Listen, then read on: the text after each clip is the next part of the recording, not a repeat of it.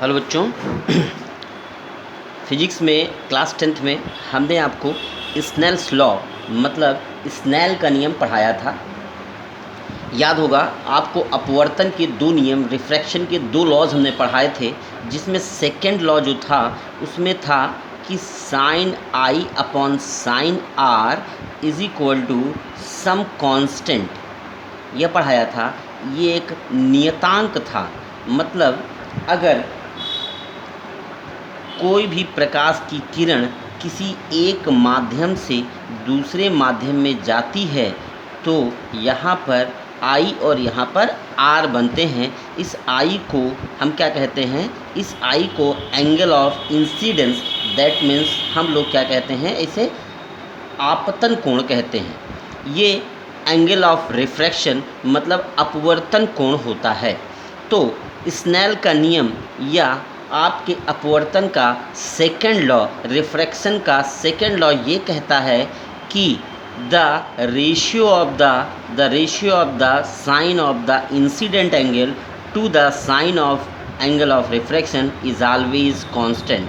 That means किसी भी माध्यम के लिए आपतन कोण की ज्या तथा अपवर्तन कोण की ज्या का मतलब साइन, आपतन कोण की ज्या तथा अपवर्तन कोण की ज्या का अनुपात सदैव नियत रहता है।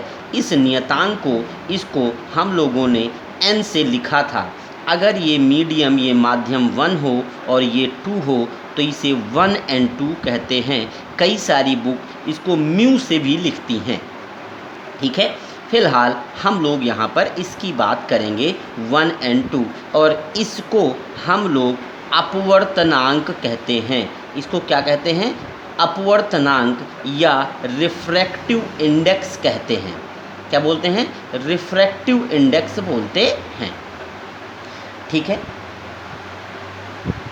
जो रिफ्रैक्टिव इंडेक्स है बच्चों, वो दो तरीके से होता है। ठीक है, रिफ्रैक्टिव इंडेक्स एक होता है निरपेक्ष, दैट मीन्स एब्सोल्यूट होता है। कौन सा होता है? एब्सोल्यूट होता है। दूसरा जो होता है वो हमारे पास क्या होता है? सापेक्ष अपवर्तनांक, दैट मीन्स कैसा होता है हमारे पास? रिलेटिव। ठीक है, कौन सा होता है? रिलेटिव होता है। ठीक है, रिलेटिव रिफ्रैक्टिव इंडेक्स होती है। ठीक, तो होता क्या है, जब कोई भी प्रकाश की किरण कहाँ से? एक वायु से या निर्वात से। सुनिएगा हिंदी मीडियम वालों, जब कोई भी प्रकाश की किरण वायु या निर्वात से किसी अन्य माध्यम में आती है, अन्य माध्यम मतलब ग्लास हो, वाटर हो या वटएवर कुछ भी और चीज़ें हों, इसमें अगर आता है तो इस तरीके के अपवर्तनांक को निरपेक्ष अपवर्तनांक कहते हैं। मतलब जब कोई भी प्रकाश की किरण वायु या निर्वात से किसी अन्य माध्यम में आती है तो वो उस माध्यम की, जिस माध्यम की यहाँ पर सेकंड वाली बात कर रहे हैं, उस माध्यम का निरपेक्ष अपवर्तनांक होता है। That means when ray of light passing from air और vacuum to another medium, then this type of refractive index is called absolute refractive index of second medium। इस वाले मीडियम का वो क्या होता है? absolute refractive index होता है। ठीक है, बात समझ में आ रही है? अच्छा, दूसरी बात करते हैं हम लोग, कौन सी? सापेक्ष की बात करते हैं। तो आपको समझ में आ रहा होगा कि अगर इसी वाले में अगर ये निर्वात न हो, दैट मीन्स अगर कोई भी प्रकाश की किरण कहाँ से आ रही हो, अगर कोई भी प्रकाश की किरण कहाँ से आ रही हो बच्चों? प्रकाश की किरण किसी एक माध्यम से दूसरे माध्यम में आ रही है। अब यहाँ पर वायु निर्वात नहीं होगा, इसके अलावा कुछ भी हो सकता है। दैट मीन्स अगर वाटर से कहाँ पर आ रही है? ग्लास में, कांच से ग्लास में, तो हम क्या कहते हैं? इसको सापेक्ष अपवर्तनांक, that means relative refractive index बोलते हैं।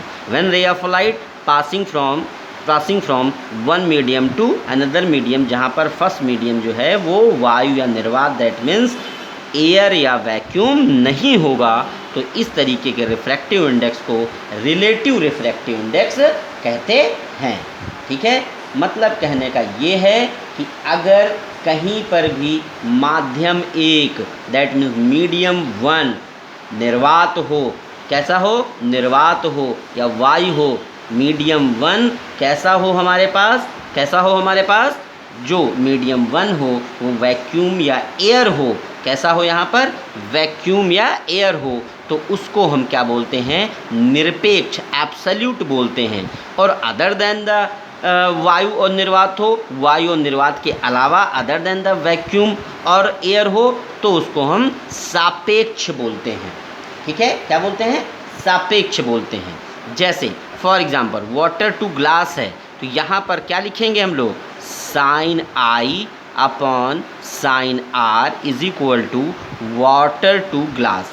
और यहाँ पर अगर लिखना होगा तो वैसे तो sine i upon sine r air to, मान लेते हैं ये कौन सा वाला है, ग्लास है सेकंड वाला मीडियम हमारे पास, तो एयर टू ग्लास, मगर एयर लिखते नहीं हैं, केवल इसको क्या लिखते हैं, रिफ्रैक्टिव इंडेक्स ऑफ ग्लास, मतलब कांच का अपवर्तनांक। अब वायु या वैक्यूम निर्वात कहने की ज़रूरत नहीं है, मगर यहाँ पर आप कहोगे वाटर टू ग्लास, किसका अपवर्तनांक निकाल रहे हैं, ग्लास का, किसके सापेक्ष, ये बोलने का तरीका होता है, कांच का अपवर्तनांक किसके सापेक्ष, जल के सापेक्ष। तो ऐसा बोलेंगे कि जल के सापेक्ष कांच का अपवर्तनांक।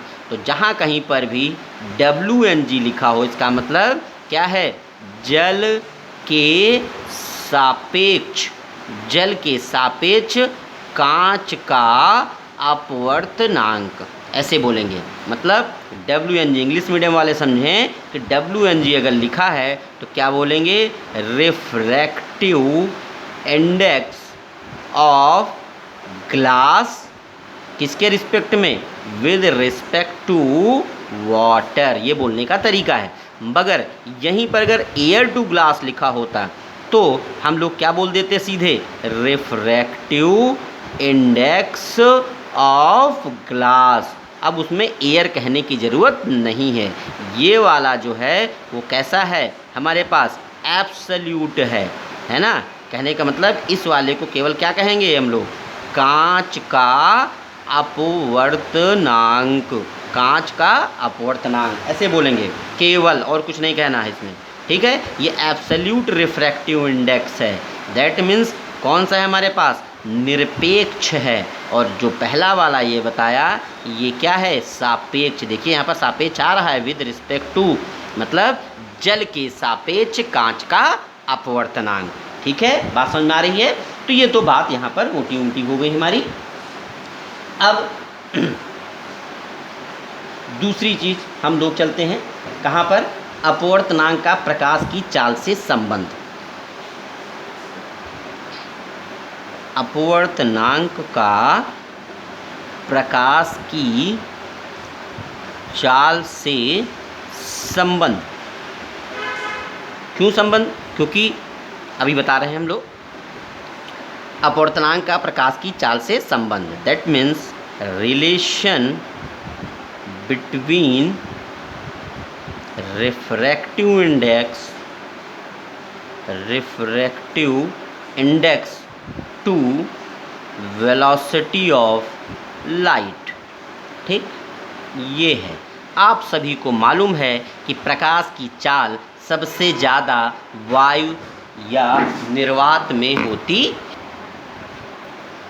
तो बेटा ऐसा है कि प्रकाश की जो चाल है वो अपवर्तनांक में कितनी है, दैट मीन्स जो हमने आपको बताया कि जो वेलोसिटी ऑफ लाइट है, जो प्रकाश की चाल है, वो निर्वात में सबसे ज़्यादा होती है।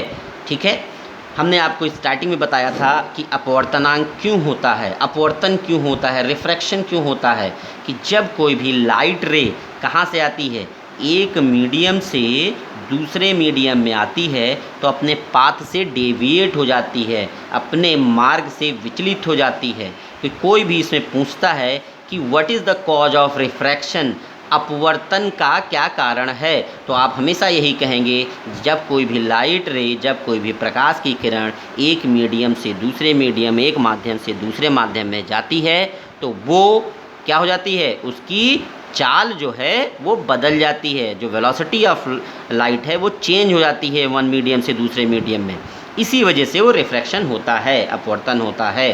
तो जब भी कोई पूछे कि अपवर्तन का कारण क्या है तो आप कहोगे कि एक मीडियम से दूसरे मीडियम में जाने पर प्रकाश की चाल बदल जाती है। That means velocity of light is change from one medium to another medium. ठीक है, तो उसी के ऊपर बात करते हैं हम लोग, है ना। तो सबसे पहले बात करते हैं निरपेक्ष अपवर्तनांक की, निरपेक्ष अपवर्तनांक की। ठीक है, इसको क्या बोलते हो आप लोग? Absolute refractive index. ठीक है, रिफ्रैक्टिव इंडेक्स बोलते हैं। ठीक, तो सबसे पहले इसके लिए बात करते हैं। ठीक है, तो निरपेक्ष अपवर्तनांक क्या होता है? निरपेक्ष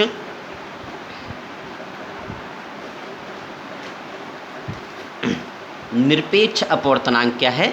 निरपेक्ष अपवर्तनांक, निरपेक्ष अपवर्तनांक क्या होता है? निर्वात में प्रकाश की चाल, निर्वात या वायु भी लिख सकते हैं, निर्वात या वायु में प्रकाश की चाल अपॉन बटे में माध्यम, जिस माध्यम की बात हो रही, जैसे कांच की बात अभी हो रही थी, तो माध्यम में प्रकाश की चाल।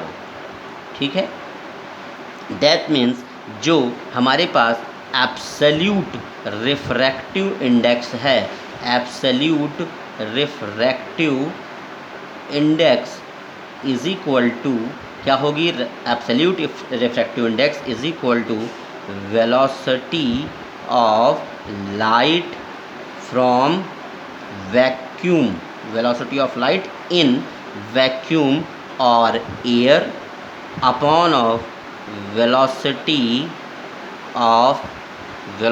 Of light in given medium, जिस मीडियम की आप बात कर रहे हैं। मतलब कि अगर कोई भी प्रकाश की किरण कहाँ से आ रही हो? निर्वात से आए, निर्वात या निर्वात की बात करते हैं तो वायु को आप अपने आप दिमाग में रख लीजिए, एयर को रख जरूर लीजिए वैक्यूम के साथ, और मान लेते हैं ग्लास में आए। ठीक है ना, तो क्या बोलेंगे कि इस समय जो रिफ्रैक्टिव इंडेक्स ऑफ ग्लास होगा, मैं एग्जांपल बता रहा हूँ आपको, रिफ्रैक्टिव इंडेक्स ऑफ ग्लास मतलब कांच का अपवर्तनांक, कौन सा वाला? निरपेक्ष वाला, एब्सोल्यूट वाला। तो वो क्या होगा? वो निर्वात में प्रकाश की चाल बटे ग्लास में प्रकाश की चाल, क्या? निर्वात में चाल अपॉन किसमें? ग्लास में चाल। That means mg is equal to velocity of light in vacuum upon velocity of light in glass. इस तरीके से लिखेंगे। ठीक है, अब अगर हमारे पास एब्सोल्यूट न हो, कौन सा हो? रिलेटिव हो, तो बहुत इजी है, रिलेटिव। ठीक है, relative refractive index, relative refractive index की बात करें अगर, या इसको हम लोग हिंदी में क्या बोलते हैं?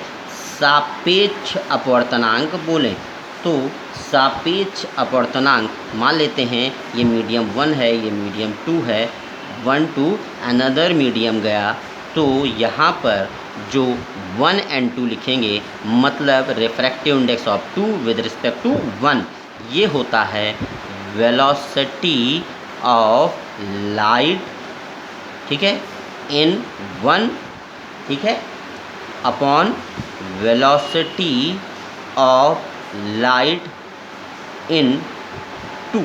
दैट मीन्स सापेक्ष अपवर्तनांक की बात कर रहे हैं हम लोग, तो क्या बोलेंगे? माध्यम 2 का 1 के सापेक्ष अपवर्तनांक बराबर क्या होगा? 1 में प्रकाश की चाल अपॉन 2 में प्रकाश की चाल। ठीक है, इस तरीके से इसको लिख सकते हैं। ठीक है, बात समझ में आ रही है? ठीक, ये हमारे पास इतना होता है, तो इसको आप देखिए और इसको आप लिख लीजिए अच्छे से। एक इसमें और होता है, जैसे फार्मूला एक बनता है 1n2 is equal to n2 upon n1। ठीक है, इसको भी आप लिख लें, इसको हम कल एक्सप्लेन करेंगे नेक्स्ट वीडियो में। ओके, थैंक यू बेटा।